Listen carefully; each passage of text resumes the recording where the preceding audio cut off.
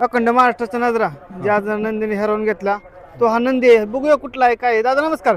नमस्कार. काय माझं नाव सूरज राजपूत, तालुका जाफराबाद, जिल्हा जालना, राहणार बोरगाववाडी. एवढ्याला म्हणून आज कसं काय नियोजन केलं इकडच्या मैदानाचं? इकडचं मैदान नियोजन असं होतं नेमके आमचे देवा सेट आहे कुठे हे सेट लय दिवसापासून इच्छा होती बैल इकडे पळायला पाहिजे. लय दिवसापासून सारखे फोन करत होते, घरच्या सारखे संबंध आहे. ते म्हणते तुम्ही इकडे या नंबर करते पण आम्हाला नाही गॅरंटी होती इकडे येऊन आपण मोठ्या मोठ्या बैलात पळू शकतो बाबा. पण आज आलोय बैल पळाला. आज कसं काय नियोजन केलं? नियोजन म्हणजे आमच्याकडचीच गाडी पूर्ण राजा. दोन्ही पण तुमच्याच नंदी आहेत का? हा आमच्याच नंदी. काय नाव आहे? ह्याचं नाव काय? त्याचं नाव काय? त्याचं नाव चित्ता, त्याचं नाव राजा. ह्याचं नाव चित्ता आणि त्याचं नाव राजा. राजा. काय सांगतं किती गटात पळालेली गाडी? गाडी पळाली 10व्या गटाला पब्लिकला पळाली. किती नंबर तासावर पळालेली? 8 नंबर तासावर कडून पळून सेमीसाठी झाली ती. सेमीसाठी. आणि आता किती वेळात सेमीत पळाली? आता दुसऱ्या सेमीला. दुसऱ्या सेमीत टफ सेमी होती सगळ्यात, बरोबर आहे का? काय सांगता आजचा अनुभव एकंदरी? कारण की बैलगाडी क्षेत्रातील देव मानलं जातं कॉकटेल, त्यात आज कुठं त्या पुढे उतरणं आज नाही का कुठं खूप मोठी गोष्ट आहे. काय सांगतात?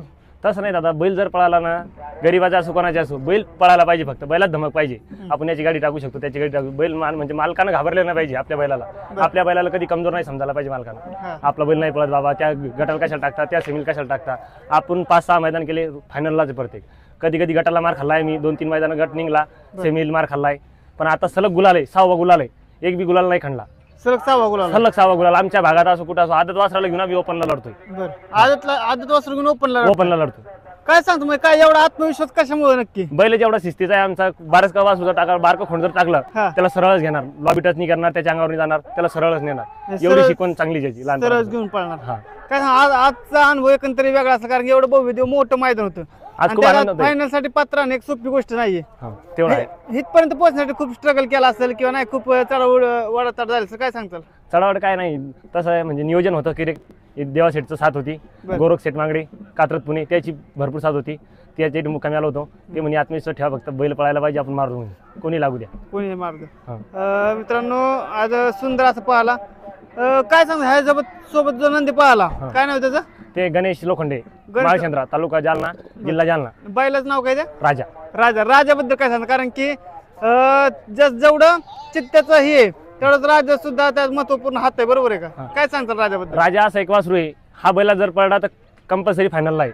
राजाची न्याची गाडी मारत नाही खात कुठंपर्यंत बी. ओपनच्या मैदानात बी आम्ही गाडी मार नाही खात. राजाचं न्याचं मिळही जुळलेलं आहे. ते वासरू लहान आलेला, तकलीफ देत नाही, लागून राहायला का बैलगाडी ओढतो. तसंही आम्ही गाडी बिडी काही बांधत नाही बैलावर. ते वासरू बी चांगला पाहतो. काय सांग इथपर्यंत येण्याचं कसा होता बाबा? काय नाही बैलगाडी किती वर्ष झालं बैलगाडी? आपला खानदानी ना 3री पिढी आपली. 3री पिढी. हो. मग आता किती नंदी आहेत अशा आपल्याकडे? आपल्याकडे आता घरी 3 वासरं आणि 2 मोठाले.